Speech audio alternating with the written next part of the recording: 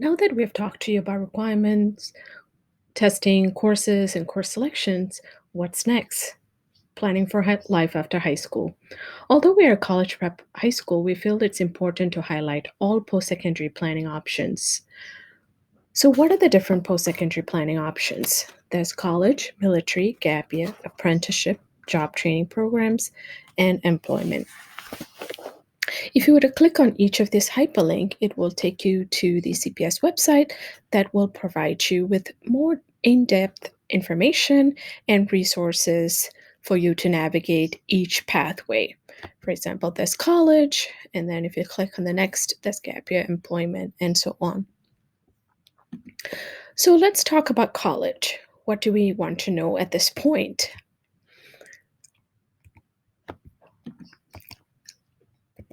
So there's 4-year and 2-year colleges. So, with 4-year colleges, there are about 3,000 of them in the US. You get a bachelor's degree at the end of 4 years in a specific area of specialization. It is usually full time, and there are broader course offerings. There are more degree options, and it's a great stepping stone to higher education like grad school. And the professors who teach the program have higher credential requirement in their chosen field, and they're also able to provide networking opportunities in their area of expertise. And also, there's a vibrant and engaging student college life experience. Whereas at a 2-year college, you also get some really positive experience. So there are about 39 community colleges in Illinois. You get an associate degree at the end of 2 years. You can do it full time or part time, and it's really affordable. Especially in Chicago, you can apply for the STAR scholarship if you have a 3.0 GPA, and your tuition is free. This is a great opportunity to improve upon your GPA and apply towards a 4-year college. And some students also do associate degree in a specific chosen career field that does not require a 4-year degree, like a medical tech. And the class sizes are small, and there are more supports like tutoring, remedial classes, and writing workshops. And then there's the military option, where you have the five main branches: the Army, the Marine, the Air Force, and the Navy, and the Coast Guard. What are some of the requirements you have to take note of? Especially, you have to be a US citizen or a permanent resident, at least age of 17 with parental consent, but if you're 18, you do not get a need consent. But of course, each service branch might have their own requirements in terms of age. Be sure to check it out. They require at least a high school diploma or GED. They also have a mental aptitude test called the ASVAB requirement, and as well as a physical and fitness standards that you have to meet. Gap year. This is something in the past few years our students have been choosing as an option after high school, where they take a year off to either do volunteer service and to enrich their experience in the areas they're interested in, or to explore a little more on career internship in the real work world, in an area that they're interested in pursuing in the future. And also, there are experiences where students are able to participate in communities to improve them and bring about social change.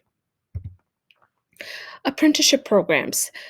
This is a great way of combining on the job training as well as classroom instruction under the supervision of a journey level craft person or a trade professional in the fields of, for example, electrical, plumbing, construction, carpentry. There's so many different options. Different industries offer different apprenticeship programs, and you can check it out at the US Department of Labor that we have provided a link to.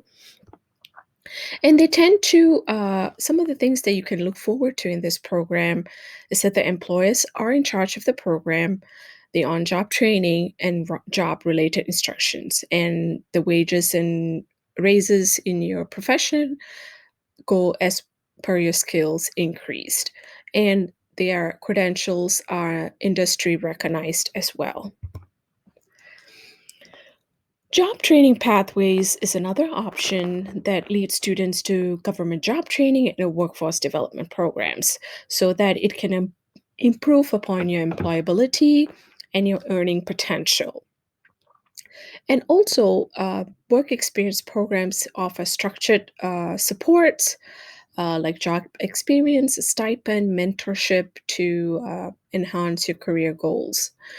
The educational institution provides specific coursework either on site or through distance learning to improve employability. The government programs that are funded state and federally are improving employability for workers re-entering the workforce or individuals who might have lack of access or gap in a workforce that might they need to have training in. Finally, employment itself is a pathway which involves a paid work agreement between an employer and employee. This is an option for some students who are deciding on working for a little bit before they pursue their future interests, or maybe they're working to support their family. Whatever the option, that's an option for everybody. So be sure to have a conversation with your counselor about the different pathways, and we'll be exploring this a little bit more in depth in our junior seminars. Now that we have talked to you about requirements and different pathways after high school, what can you be doing now? How to make this a meaningful sophomore year, even in remote setting? Make sure that you attend the one-on-one conference with your counselor in March. This is a great way for your counselor to know you and to have a conversation around your course schedule, how your next 2 years of your curriculum is going to look like, how to make it rigorous. Um, and then also to talk to your counselor about what are your post secondary options you're thinking about, or if you're thinking about college, what are the different options, and what's your plan after high school. We definitely can help you with that. And also, this is a great way to find out a little bit more about summer enrichment programs or activities that you're interested in. And also talk to your parents or guardians or teachers or family friends about how they went about choosing their post-secondary options. Uh, and also talk to them about courses that you're thinking about for next year, or some enrichment programs or internships that you're thinking about as well. Also, now's a good time to prep for your PSAT that you'll be taking in April. And if you're interested in exploring a little bit more on the college aspect, there is the college fair that's coming up virtually, and we have the link here that you can register for free. And if you're looking to look into enrichment programs, we have it all on our website. If you go to the Jones website and go to Counselor's Corner and Enrichment Program, you will see a list of enrichment opportunities that you can apply to. And finally, we also have attached a checklist that you can keep track of some of the things that you should be looking at. College Board has a checklist that you can look at and see what you should be doing now, as well as QuestBridge also has a checklist of what you should be doing now as a sophomore. So these are added resources for you to think about how to make this a meaningful year. Preparing yourself. As As you are preparing yourself for what to do after high school, how to make your summer more enriching and meaningful to you, as well as looking at all the academic requirements, I also hope maybe it's time to think about some of your personal areas of strength that you want to highlight. For example, doing a brag sheet. This is like a resume or a list of things that you have done that you can share with your teachers, counselors, or any external parties. Especially, this is really useful if you're requesting a letter of recommendation or applying to some enrichment program you're interested in.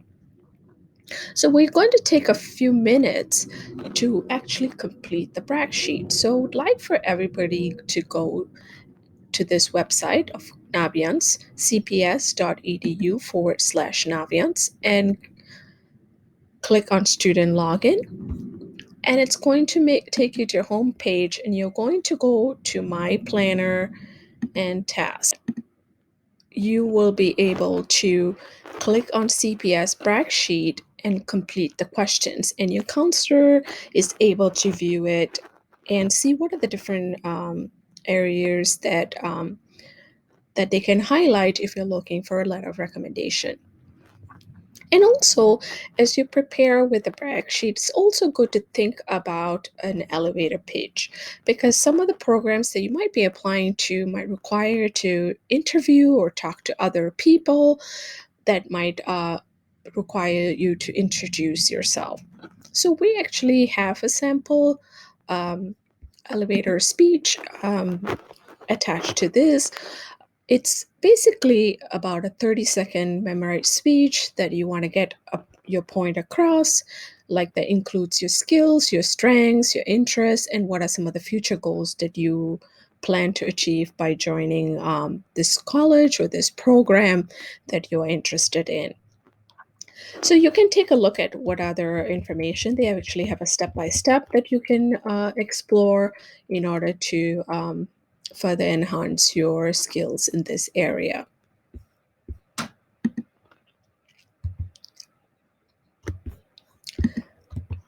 So now we've talked about various things about planning for life after high school, and part of this process will involve navigating various important aspects of your life.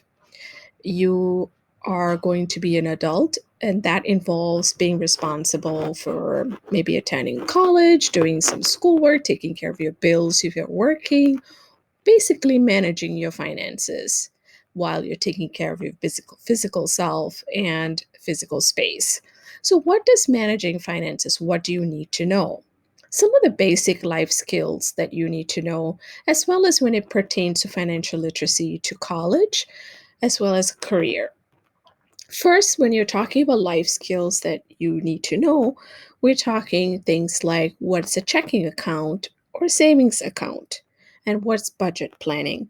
So, just to give you a basic idea, a checking account is a common banking service for everyday transactions where your funds are readily available for use. Whereas the savings account, on the other hand, is better for storing money and earning interest. It is like a fund that you only tap on when you are using it for maybe for travels or some emergency expenses.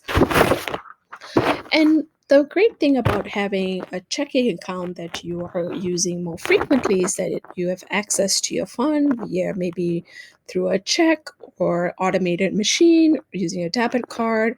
You can have your phone app now that you can do a lot of banking and internet banking. So it's kind of easy access at your fingertips.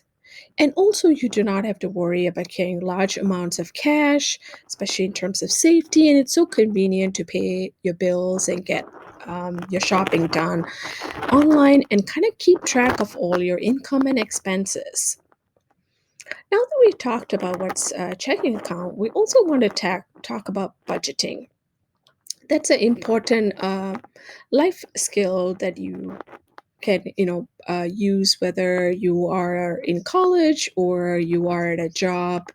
Wherever you are at after high school, it would be something that's very useful.